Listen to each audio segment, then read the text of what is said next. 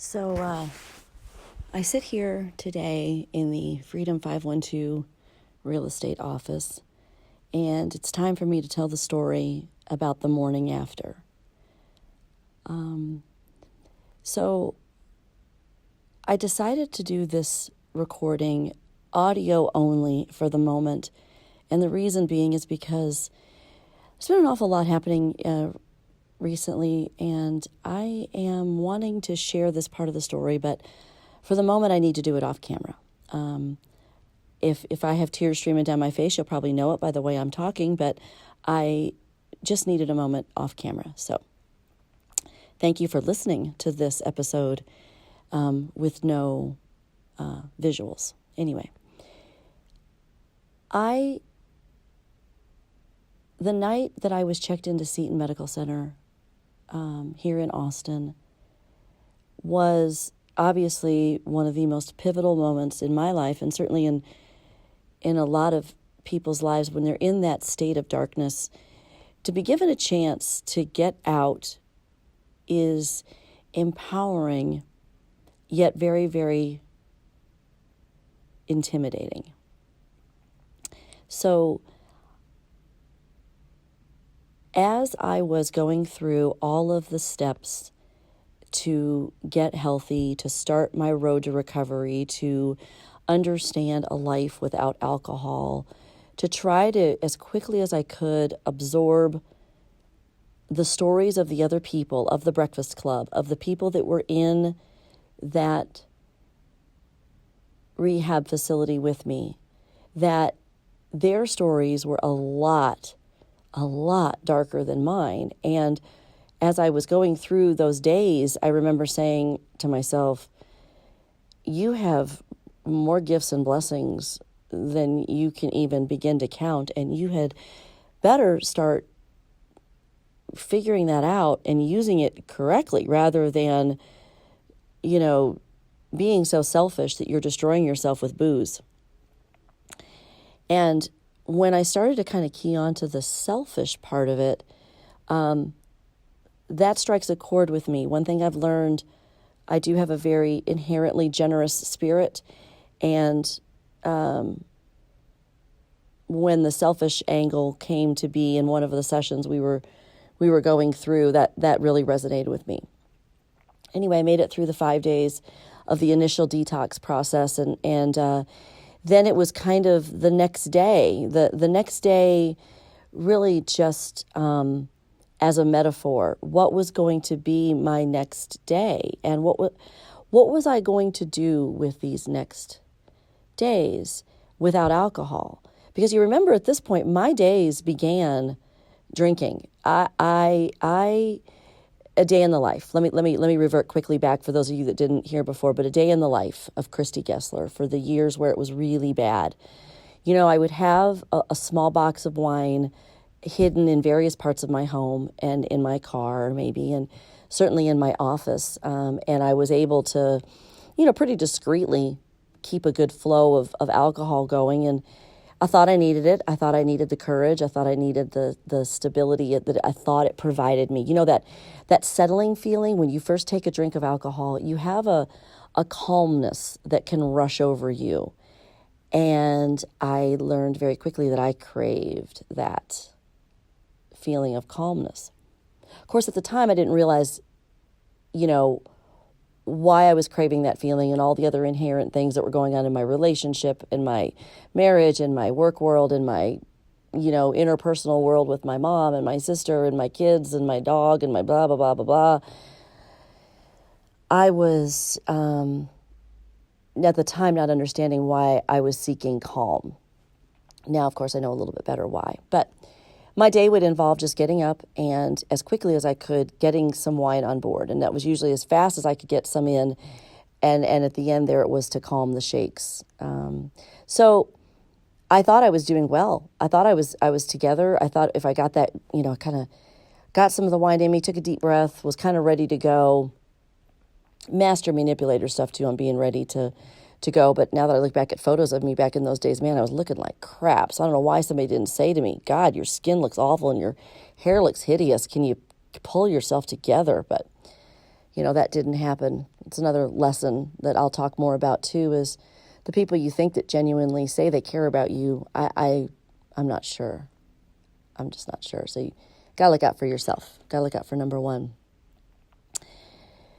So my days needed to fundamentally change. They weren't going to be alcohol fueled anymore, and they weren't going to be driven by, how quickly can I slip in and out of Walgreens or CVS or HEB or any of these other outlets to just grab, a quick box of wine. I learned pretty quickly that convenience stores were my best friend. Could get in and out pretty much unnoticed, what would be another word? Just, nothing special, right? Just in and out, no judgment, no nothing. Just buy it, throw your cash up on the counter and go. And so that was not going to be my day anymore. My days were not going to be like that. So I thought, well, hell, what do my days actually end up looking like? When I left the rehab facility, my now ex-husband picked me up, and it was an awkward ride home. I sat in the passenger seat, having lost a little bit more weight. I was pretty small. I felt small.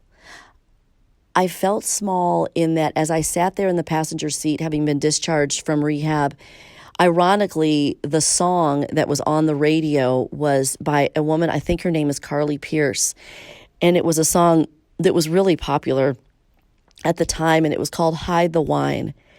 And I remember that song being on the radio, plain as day, bigger than Dallas, and it was just right there reminding me, but that song's message is not about hiding the wine for the reasons I was hiding the wine. It was more because of her getting, busted with an ex-boyfriend and blah, blah, blah, whatever. But that song, I realized how much I was hiding the wine and hiding a lot more than just wine. So I drove home, and remembering sitting there in that passenger seat for about the 25 minute ride it was back to our home at the time.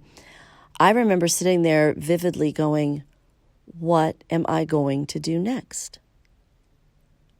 What happens when I pull into that driveway and go back to everything the way it was before November the 8th? That was powerful for me to think about. That was not easy for me to process. I remember tears streaming down my face the entire drive home. A lot of it was because I realized that I was sitting, I thought, next to a man that I knew, but I think we had grown apart, but I wasn't sure. And my kids were both boys, were getting ready to be graduating high school, going off to college, trying to decide, lots of big life decisions. And so I drove home, or I didn't drive home, I rode home, but I sat there in the passenger seat, and all of those thoughts just rushed over me. Like, you are now free from the fog of alcohol. What are you going to do with it? And literally it took me a year to really start to figure that out. And I argue maybe just a little bit longer than a year. So the next episode, I'm going to talk a little bit about what that next year looked like. That first day out of the facility was earth-shattering. It was, you have been broken down to your strip-searched, 2 small grocery sacks full of possessions, which weren't many possessions. You hadn't shaved in God knows how many days. And there you are, just kind of being kicked back out into the world. And I found myself going back to the same house where a lot of those negative memories were. And in fact, where I'd hid a lot of wine. Now, ironically, my family had gone through the house and my friends had gone through and made sure that what they could find was gone, so that I went back home to a safer environment. But I found more booze after I was back. Had forgotten where I'd hid some things. And as I was just going through the house, I realized, oh my God, look, there's another bottle. There's another bottle there. So that was very, very jarring for me.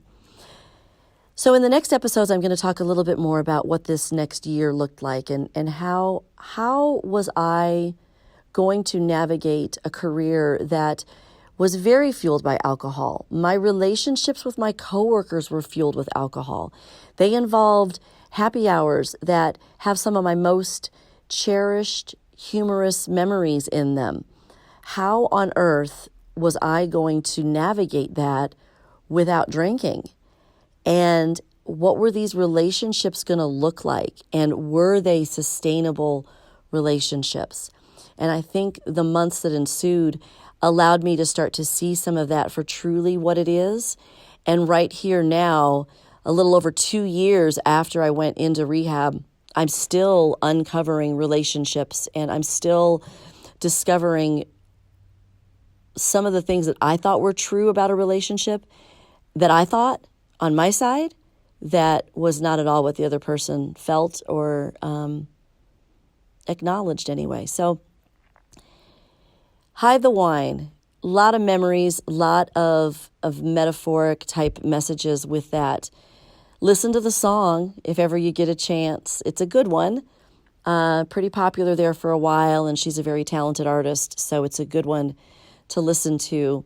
But again, it was significant in its time and place and the way I heard that song when I was leaving the rehab facility. So thanks for listening today, and thanks for listening to audio only.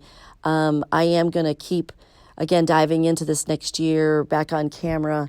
I'd love to see what other kinds of feedback or questions or similar stories that you'd like to share with me. So you can look me up, The Dependent Agent, on Facebook and Instagram, and new website is coming out. But if nothing else, hit me up with an email to get started. thedependentagent@gmail.com. Shoot me an email. Give me your name and number if you want me to call you. If you'd like to start a dialogue, if you're currently feeling anything that I was and you would like to talk about it, and you're feeling like you're at the stage of hide the wine that maybe isn't quite the right one, call me, email me. I would love to have the chance to talk to you about it and see if I could help. But anyway, thank you so much for listening to this episode today. Again, we'll be back on camera soon, but enjoy your day, hug your loved ones, and always focus on living a healthy life. Remember, it is about freedom, flight, and opportunity. Opportunity is the one you got to try to identify, and when you see it and it's there, take it and grab it. You owe it to those around you that care about you to live up to some of your talk, your big talk about dreams and goals and aspirations, and actually make it happen. So thank you all very much. Have a really, really blessed day, and make sure that you always remember it's a good life. And I'll talk with you soon. Again, Christy Gessler, The Dependent Agent. Y'all have a great day out there.